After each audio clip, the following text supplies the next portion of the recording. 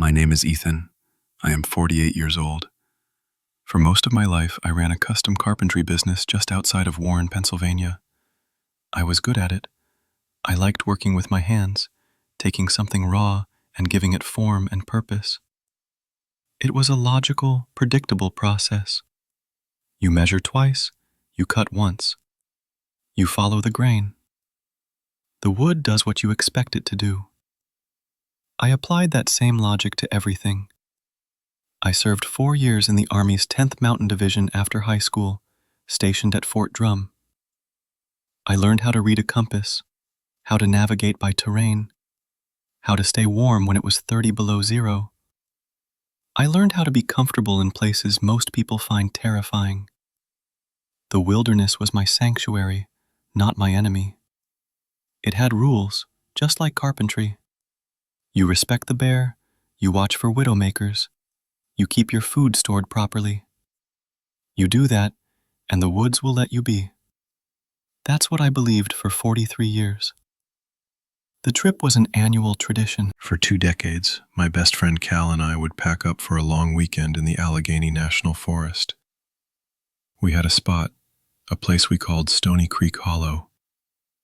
It was a 10-mile hike from the nearest gravel fire road, deep in a basin carved out by a tributary that was little more than a wide stream. It was remote enough that we never saw another soul. The forest there was old, full of hemlock and ancient oaks that blotted out the sun, keeping the ground beneath them damp and smelling of pine and decay. It was our place, our escape from jobs and responsibilities, a return to something more fundamental. This year was different. Cal had invited 2 other people. The first was his brother-in-law, Brian. Brian was a software developer from Philadelphia, a city guy through and through. He was about 30, perpetually attached to his phone, and had a nervous energy that seemed out of place among the quiet trees. He'd brought brand new, top-of-the-line gear that still had the creases in it. He treated the whole thing like a joke, a novelty. He was loud when he should have been quiet, and his laughter echoed unnaturally in the dense woods. I didn't like it, but Cal had insisted. Family obligation. The other was a man named Corey. He was younger than me, maybe late 20s, and someone I knew from a different life. He was active duty in my old unit, the 10th Mountain. A mutual friend had connected us, and he'd asked if he could tag along for a real backcountry trip, something more challenging than a weekend pass to the Adirondacks. Unlike Brian, Corey was quiet, observant, and moved with an economy of motion that I recognized instantly. He was competent. He was carrying a newer pack than my old external frame, but it was worn in the right places. He knew what he was doing. His presence was a comfort. The first day was exactly as it should have been. We hiked in under a clear, crisp October sky. The leaves were at their peak, a riot of orange and red against the dark green of the pines. Brian complained about the weight of his pack in the incline, but he did it with a grin, still treating it as an adventure. Cal, ever the patient one, just smiled and told him the beer at the campsite would be worth it. Corey and I walked mostly in silence, falling into the familiar rhythm of the trail. We pointed out deer sign, a hawk circling overhead. It was peaceful. It was normal. We made camp in our usual spot, a small clearing on a rise about 50 yards from the creek. The ground was flat, carpeted with a thick layer of pine needles. We set up our tents in a loose semicircle, with the fire pit in the middle.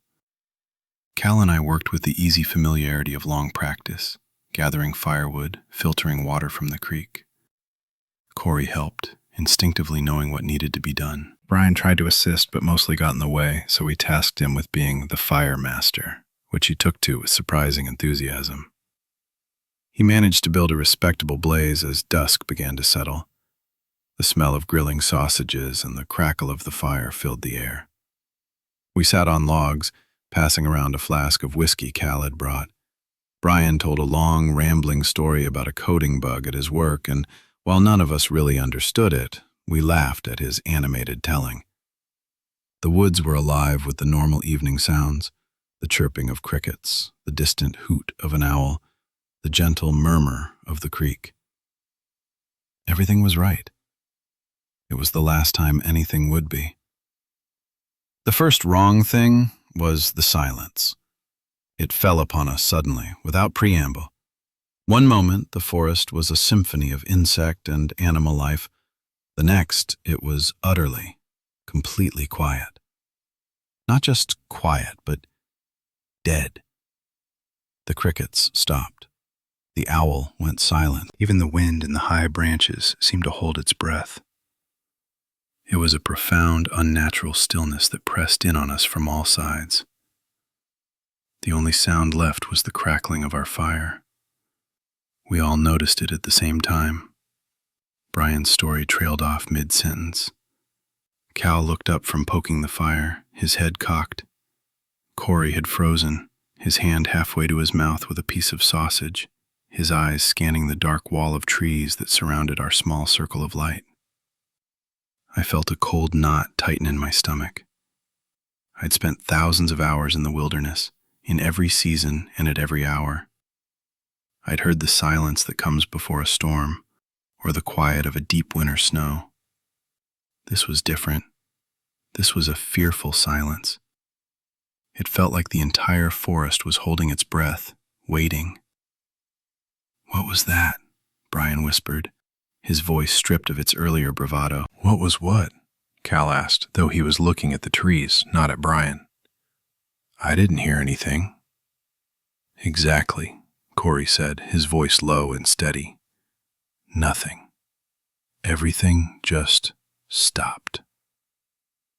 We sat there for a long minute, listening to the nothing. The fire seemed to burn brighter, casting our shadows long and dancing against the oppressive dark. I strained my ears, trying to catch a sound, any sound that would break the spell. There was nothing. It was like being in a soundproof room. The pressure of it was a physical thing. Then came the second wrong thing.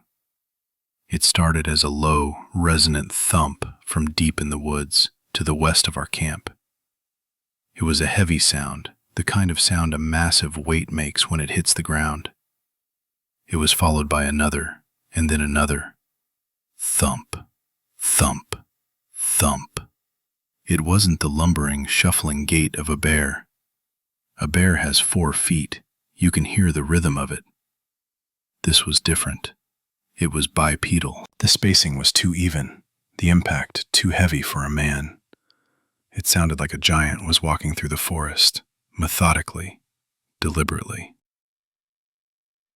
"Okay, that's not normal," Brian said, his voice a little shaky. "Is that a bear?" "Doesn't sound like a bear," I said, my hand resting on the handle of the camp axe next to my log. My .30-06 hunting rifle was broken down in its case inside my tent. A sudden, sharp pang of regret went through me for not having it assembled and ready. It was a rule I'd grown lax about over years of uneventful trips. Cal squinted into the darkness. "Could be a moose, a big bull. They get them this far south sometimes, strays from up north. They're huge." He was trying to rationalize it, to fit it into a box we could understand. A moose was big, dangerous even, but it was a known quantity. It was part of the rule book. The thumping continued, moving parallel to our camp, maybe 100 yards out in the darkness. It was slow, patient. It didn't sound like an animal moving with purpose from one place to another. It sounded like it was pacing, patrolling. Corey hadn't said a word. He'd simply stood up, retrieved a large mag light from his pack, and began a slow, deliberate scan of the perimeter, keeping the beam low. He wasn't looking for something. He was making our presence known, drawing a line. Then, as suddenly as it began, the thumping stopped.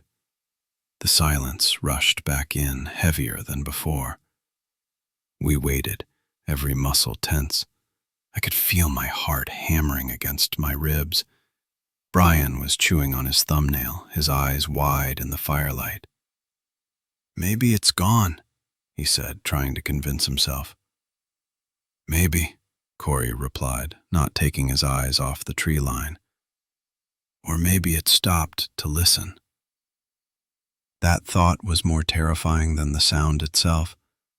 The idea of something that massive, that powerful, standing perfectly still in the ink-black woods just beyond our firelight, listening to us. To the sound of our breathing, the beat of our hearts.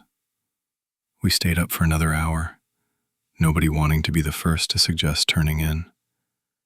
The normal camp chatter was gone, replaced by a tense, watchful quiet. We added more wood to the fire, building it up into a roaring blaze that pushed the darkness back a few more feet. A pitifully small island of light in an ocean of black. The attempt to rationalize it felt hollow. A moose wouldn't stalk a campsite. A bear might, but the gate was wrong, all wrong. And neither would cause the entire forest to fall silent in fear. Deep down, I think we all knew that what was out there was something else. Something that didn't belong. Brian tried to make a joke about Bigfoot to break the tension, but it fell flat. Nobody laughed. Eventually, exhaustion began to win out over fear. Cal was the first to break. All right, I'm turning in. It was probably just a deer spooking us. Let's get some sleep. He said it with a forced confidence that didn't reach his eyes. One by one, we agreed, though the idea of being enclosed in the thin nylon walls of a tent felt less like a comfort and more like a trap. I gotta take a leak first, Brian announced, getting to his feet. Not going to do it in the tent. He grabbed a small flashlight and started walking towards the edge of the firelight, in the direction of the creek. Don't go far, Brian, Cal called after him. Stay in the light. Yeah, I'm not an idiot, he shot back, his voice already sounding a little distant. He disappeared behind a large hemlock at the edge of our clearing. We heard him moving through the underbrush for a few seconds. Then came a sound. It wasn't loud. It was a soft, wet, muffled thump, followed by a short, sharp gasp that was cut off almost instantly. Then, silence again. The heavy, profound silence. We waited. Brian? Cal called out. No answer. Brian, you all right? Louder this time. The only reply was the crackle of the fire. Corey and I exchanged a look. The same cold dread was reflected in his eyes. Something's wrong, I said, my voice barely a whisper. I stood up and grabbed the camp axe. It felt pitifully small in my hand. Corey already had his mag light up, its powerful beam cutting a clean white tunnel into the darkness where Brian had gone. Cal was on his feet, his face pale. Brian, he shouted, his voice cracking with a fear he could no longer hide. Answer me, damn it! The silence was his only answer. It was absolute. We stood there, frozen for a heartbeat, 3 men on the edge of a nightmare. The annual camping trip was over. Something else had begun. Corey took the lead. Stay here, he said to Cal, his voice all military command. Ethan, with me, slowly. We moved forward into the darkness, our flashlights sweeping back and forth. The air grew cold, the familiar scent of pine and damp earth now tinged with something else. A coppery, metallic smell that I knew instantly. It was the smell of blood. My stomach clenched. We followed the path Brian had taken, pushing past the low-hanging branches of the hemlock. We found his flashlight first. It was lying on the ground, its beam pointing at a patch of disturbed leaves. It was still on. A few feet beyond it, the ground was scuffed, torn up. There was a dark, wet patch on the forest floor, glistening in the beams of our lights. And there were drag marks. two deep furrows in the soft earth leading away from the clearing and into the blackness of the deep woods. There was no sign of Brian. "Oh, God," Cal breathed. He had followed us, unable to stay behind. He stared at the scene, his face a mask of horror and disbelief. Then Corey's light settled on something else, just at the edge of the scuffed area. A footprint. But it was like no footprint I had ever seen. It was massive, at least 16 inches long, pressed deep into the loam. It was clearly bipedal. It had 3 long, thick toes, tipped with what looked like impressions from heavy claws. The back of the foot was a strange, elongated heel, almost like a dog's hock, but it was planted flat like a man's foot. It was a biomechanical impossibility. It was not a bear. It was not a moose. It was not human.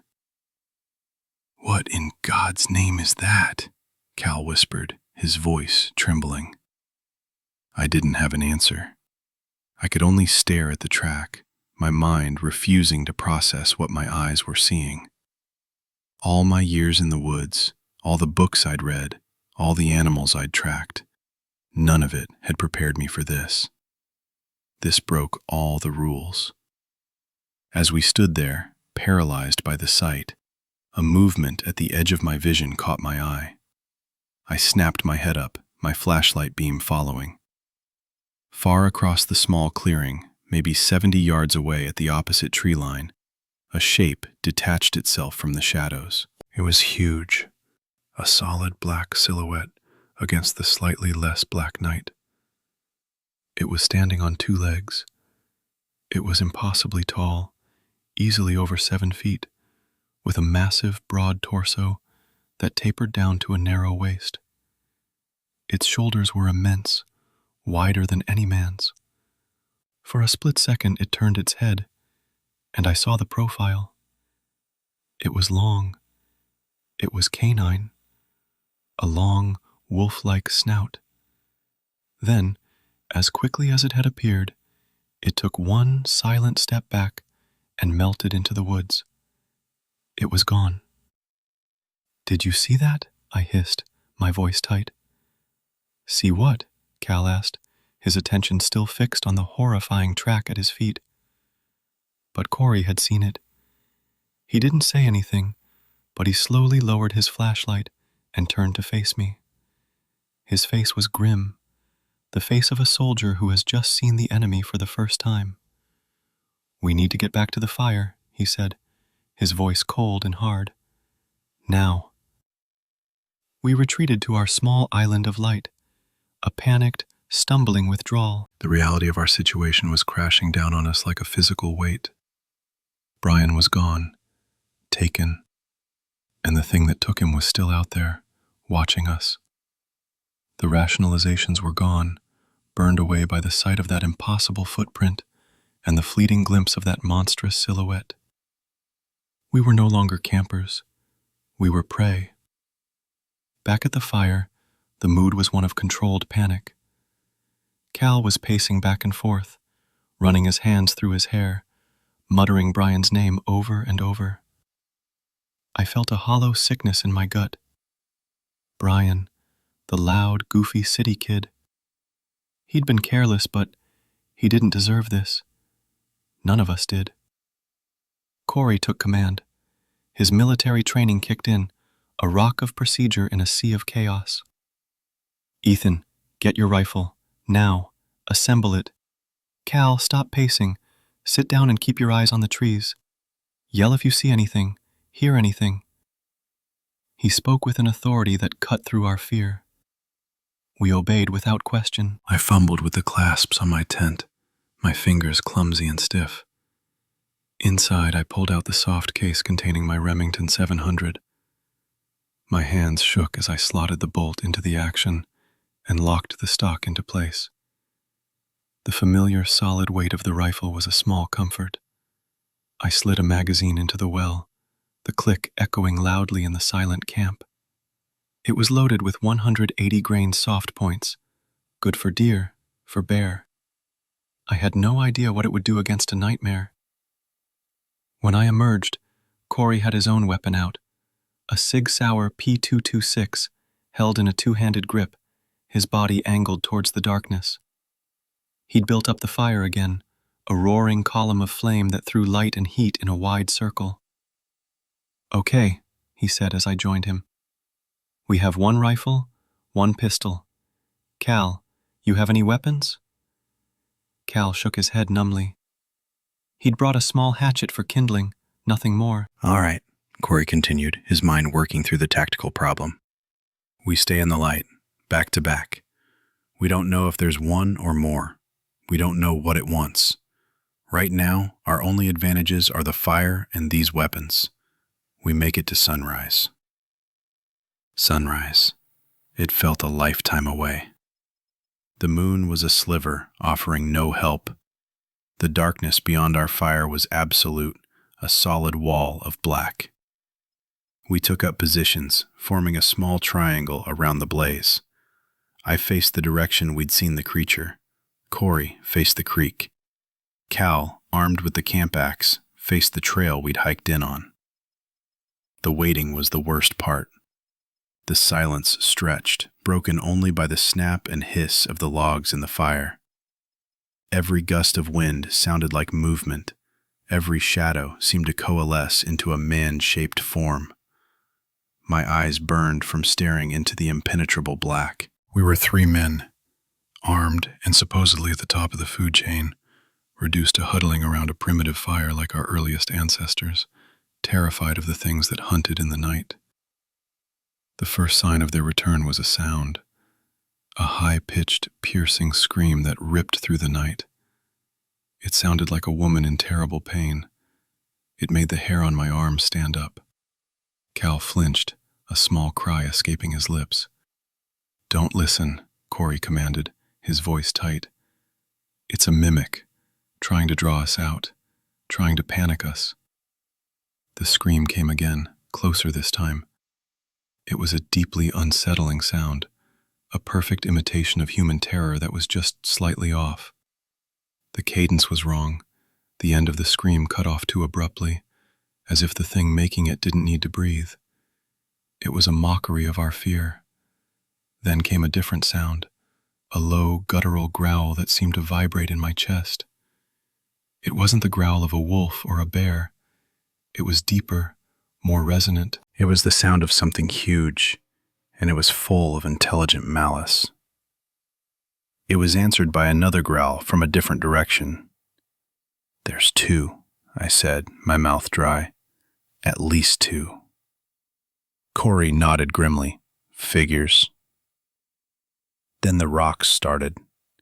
The first one was small, a pebble that landed with a soft tink against my water bottle. We all jumped.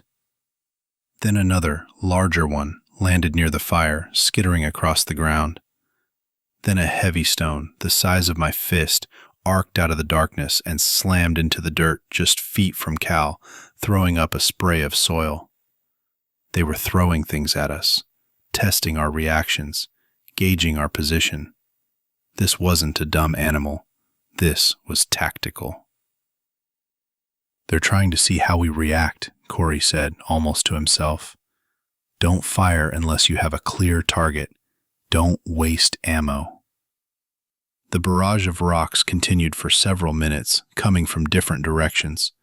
We crouched lower, trying to make ourselves smaller targets. The psychological effect was immense.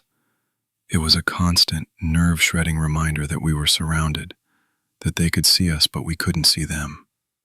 Then, the rock throwing stopped. The silence returned, but this time it was pregnant with menace. We knew they were closing in. I could hear something moving just beyond the light, a heavy, shuffling sound in the leaf litter.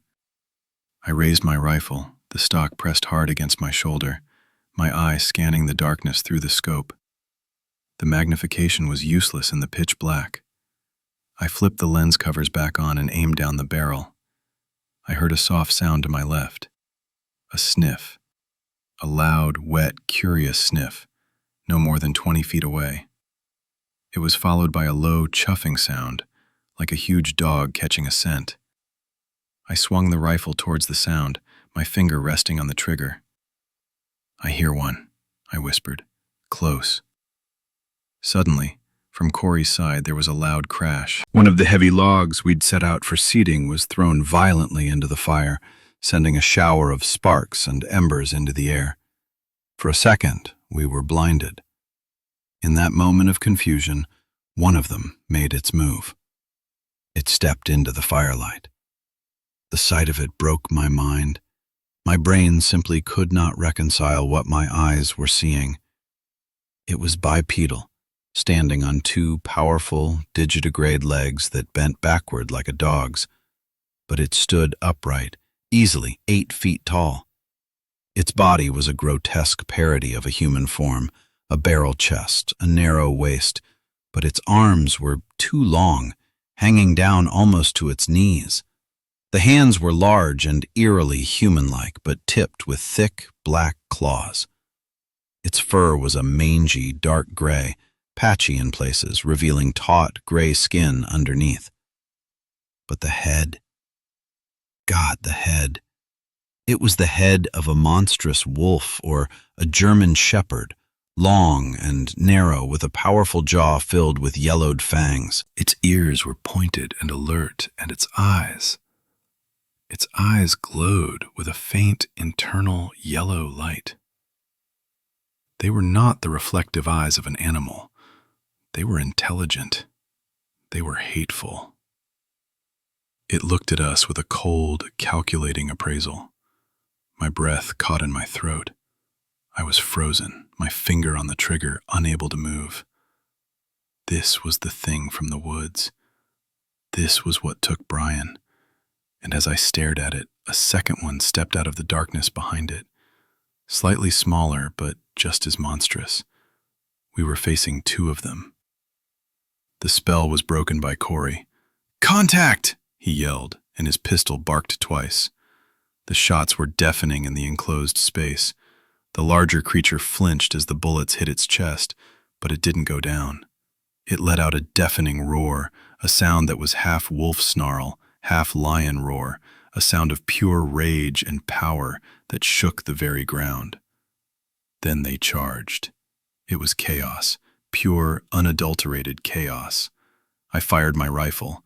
The recoil slammed into my shoulder, the muzzle flash blinding me for a second. I saw a chunk of fur and flesh fly from the creature's shoulder. It stumbled but didn't stop. It was unbelievably fast. Before I could chamber another round, it was on us. The smaller one went for Cal. He swung the axe, a desperate, clumsy blow. The creature swatted it aside with one of its long arms as if it were a toy. The sound of the metal handle bending was sickening. Then it grabbed him. It didn't maul him. It grabbed him, one huge clawed hand on his chest, the other on his shoulder. Cal screamed, a thin, terrified sound. The creature just pulled. There was a wet, tearing sound, and Cal went limp. It threw his body aside like a doll and turned its glowing yellow eyes on me. Time seemed to slow down. I worked the bolt on my rifle, ejecting the spent casing, chambering a new round. The creature was 10 feet away, its lips peeled back in a snarl, saliva dripping from its fangs. The smell was overpowering, a mix of wet dog, carrion, and something else, something metallic and foul. I fired again, aiming for the center of its chest. The bullet hit home. It staggered back a step, roaring in pain and fury. At the same time, Corey was firing his pistol at the larger one, which was bearing down on him. The bullets seemed to annoy it more than hurt it. I tried to cycle the bolt again, but my hands were shaking too much. The creature that had killed Cal lunged at me. I brought the rifle up to block it, a stupid, instinctual move. It grabbed the barrel of my Remington with one hand. I felt a jarring shock run up my arms. I expected it to rip the rifle from my grasp, but it did something else. It held the stock with its other hand and just bent it. The solid steel barrel of my .30-06 bent into a 45-degree angle with a groan of protesting metal. The stock splintered in its grip. It had disarmed me with contemptuous ease. It swiped at me with its free hand. The claws raked across my chest, tearing through my jacket and shirt like paper. A searing, white-hot pain exploded across my ribs. I was thrown backward, landing hard on the ground. My head hit a rock, and the world swam in a sea of black spots. Through the ringing in my ears, I could hear Corey shouting. He was still fighting. "Ethan, get up, get up!" I saw him, back to back with where I had been, firing his pistol methodically. Pop, pop, pop. The larger creature was advancing on him, ignoring the shots. It seemed to be hurting him, pushing him away from the fire, towards the creek. It was strategic. It was flanking us. I scrambled backward, my useless, bent rifle still clutched in my hands. The smaller one, the one that had attacked me, was turning, its attention drawn by Corey's defiance. It was a moment of decision. The turning point. My rifle was destroyed. Cal was dead. I was wounded. Corey must have seen it in my eyes. He must have known we were finished. He did the only thing a soldier could do. He created a diversion. He stopped firing at the larger creature and turned his full attention to the smaller one closing in on me. He emptied his magazine into its chest and face at point-blank range. "Run, Ethan!" he screamed, his voice raw. "Go!" The creature shrieked, a sound of pure agony as the bullets tore into its face and neck. It recoiled, shaking its massive head. For a precious few seconds, both creatures were focused on him. The one he'd shot, in pain and rage. The other, seeing its partner wounded. That was the moment. That was the gift he gave me. I didn't think. I just ran. I scrambled to my feet and bolted, away from the firelight, away from the sounds of the fight, and into the absolute darkness of the forest. Behind me, I heard Corey scream. It was not a long scream. It was cut short by a wet, crunching sound that I will hear in my nightmares for the rest of my life. I ran blindly, crashing through underbrush, branches whipping at my face. I didn't care about noise. I didn't care about direction. My only instinct was to put distance between myself and those things. I splashed through the frigid water of Stony Creek, the shock of the cold water on my legs helping to clear my head. I could hear them behind me for a time. Not a pursuit, but the sounds of their victory. A triumphant, terrifying howl that echoed through the hollow, a sound that no known animal on this continent could make. It was the sound of apex predators who had just secured their territory and their meal. The sound spurred me on, adrenaline and terror my only fuel. My flight to safety was a blur of pain and panic. I ran until my lungs burned and my legs were jelly. Then I stumbled on in a half-walk, half-crawl. The pain in my chest was a constant, searing fire. Every breath was agony. I was convinced I could hear them following me, the soft padding of those impossible feet on the leaves just behind me. I would stop, listen, hear nothing but the frantic drumming of my own heart, and then push on. I don't know how long I moved through the woods. Hours, an eternity. I lost all sense of direction, navigating by pure instinct, trying to move generally uphill, away from the hollow. The woods were no longer a sanctuary. Every shadow was a monster. Every snapped twig was a footstep. Dawn was breaking when I finally stumbled out of the tree line and onto a gravel road. I had never been so happy to see a sign of human civilization in my life. The sight of the two rutted tracks, covered in crushed stone, was more beautiful than any sunrise. I fell to my knees, gasping for air, my body shaking uncontrollably. I was still miles from anywhere, but I was out of their woods. I followed the road for what felt like another lifetime. My legs were numb, The initial adrenaline had worn off, leaving behind a deep, bone-aching exhaustion and the throbbing pain from my chest. Sometime around mid-morning, a logging truck came rumbling down the road. The driver, a big man with a gray beard, stopped when he saw me. I must have been a hell of a sight, covered in dirt and blood, my clothes torn, my face scratched to hell. He took one look at me, his eyes wide, and helped me into his cab without a word. He drove me straight to the emergency room in Warren. The next few days were a haze of doctors, nurses, and pain medication. I had 4 deep lacerations across my chest that required dozens of stitches, a mild concussion, severe dehydration, and a case of hypothermia. But I was alive. Physically, I would recover. The state troopers came to talk to me in my hospital room. 2 of them, a younger officer and a senior one with tired eyes. I told them everything. I started at the beginning, with the hike in, and I recounted every detail, exactly as it had happened. The silence, the bipedal tracks, the scream, Brian's disappearance, the impossible creatures that stepped into the firelight. I described them in meticulous detail. I told them about Cal and about Corey's sacrifice. I told them about my bent rifle. They listened patiently, taking notes. Their faces were impassive, professional masks of concern. But I could see it in their eyes. Disbelief. Pity.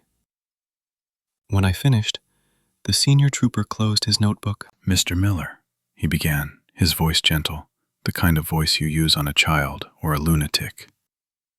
"You've been through a severe trauma. It's not uncommon for the mind to create things to explain a terrifying event." "I'm not crazy," I said, my voice hoarse. "I know what I saw. My friends are dead." "We have a search team out there right now," the younger one said. "They're combing the area. We'll find your friends." I knew they wouldn't, not in one piece, anyway. "Did you tell them what to look for? Did you tell them they're not looking for a man or a bear?" The senior trooper sighed. "The preliminary report from the scene suggests a bear attack, a large one. The campsite was torn up. There was evidence of a struggle." "It wasn't a bear," I insisted, my voice rising. "A bear doesn't bend a rifle barrel in its hands. A bear doesn't throw rocks or mimic screams. Look at my chest. Are these bear claws?" He looked away. "We'll wait for the full report from the search and rescue team and the medical examiner. For now, you just need to rest." They left. I knew then that it was over. They had their story. A tragic camping accident. A bear attack. The lone survivor, traumatized and confused, telling wild tales. My testimony was an inconvenience, a detail to be smoothed over in the official report. Cal, Brian, and Corey would become statistics. Another cautionary tale about the dangers of the wilderness. No one would ever know the truth. I was utterly, completely alone with it. The search went on for a week. They found what was left of Cal and Corey. The official cause of death was listed as animal predation consistent with a black bear. They never found Brian. He was listed as missing, presumed deceased. They found my bent rifle, which was dismissed as damage from the attack. My story was officially classified as the ramblings of a man suffering from shock and trauma. Case closed. I was discharged from the hospital and questioned a few more times. They were more suspicious now. Why was I the only survivor? Why did my story have fantastic elements? I could see the unspoken accusation in their eyes. For a time, I thought they might even try to charge me with something. But there was no evidence of foul play on my part, just a crazy story they didn't want to deal with. Eventually, they let it go. They told me to get psychological counseling. Just before I left the barracks for the last time, an old forest ranger pulled me aside. He was a man well into his 60s, his face a roadmap of wrinkles from a life spent outdoors. He wasn't part of the official investigation. He just managed that sector of the forest. "Heard you were the one up at Stony Creek Hollow," he said, his voice low. He didn't look at me, just at the wall map of the forest behind the main desk. "I was," I said, my guard up. He was quiet for a long moment. Then he turned and looked me straight in the eye. His gaze was clear and steady. "Son, I've worked this forest for 40 years. There are stories, things people see that they can't explain, especially in the northern basins, along the reservoir. Official reports call them misidentifications, bear, whatever. But the old stories, the ones the Seneca used to tell, they had a name for them." He paused, then leaned in a little closer. "I don't know what you saw up there, and frankly, I don't want to know. But I believe you saw something. My advice to you, stay out of those woods. Some places are older than we are. Some things have a right to be left alone. Let it lie." He patted my shoulder once, a gesture of grim solidarity, and then walked away, leaving me standing there. It wasn't an admission, it wasn't a confirmation, but it was something. It was the unofficial acknowledgement that I wasn't crazy. It was a warning from one woodsman to another. And it was the last time anyone in a position of authority ever acknowledged the truth of what happened. That was 5 years ago. I don't live in Pennsylvania anymore. I sold my business, sold my house. I moved to a city in the Midwest, a flat place where the tallest thing on the horizon is a grain silo. I live in a third-floor apartment. I can't stand the woods now. The sound of wind rustling through leaves makes my skin crawl. The smell of damp earth makes me nauseous. I haven't been camping since. I haven't even been on a picnic. I don't sleep much. When I do, I see glowing yellow eyes in the dark. I hear Corey screaming my name. I wake up with the phantom pain of claws tearing into my chest.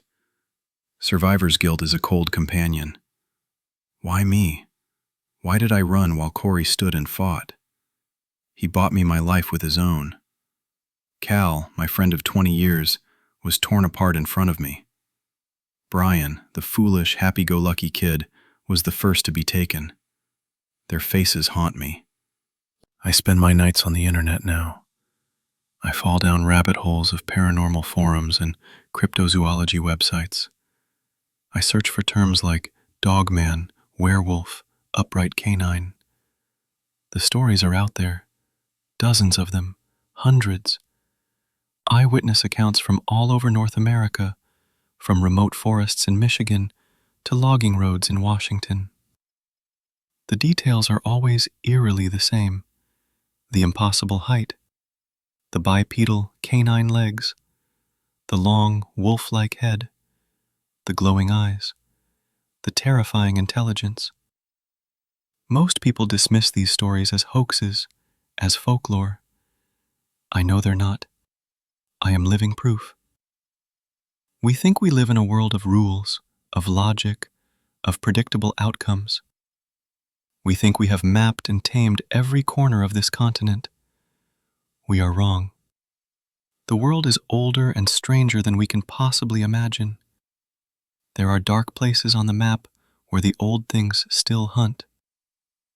I'm telling this story now not for sympathy, not for belief. I don't care if you believe me. I am telling this for Cal, for Brian, and for Corey. Their deaths were written off as a tragic accident. I want the truth to be told, even if it's just once, in my own words. I am telling this as a warning. Heed the signs. When the woods go silent, listen to that silence. When you feel that primal fear, the one that tells you you are no longer the hunter but the hunted, Trust it. Do not try to rationalize it. Do not try to be brave. Just leave. Your life may depend on it, because they are out there, and they are real. And I am the one who got away.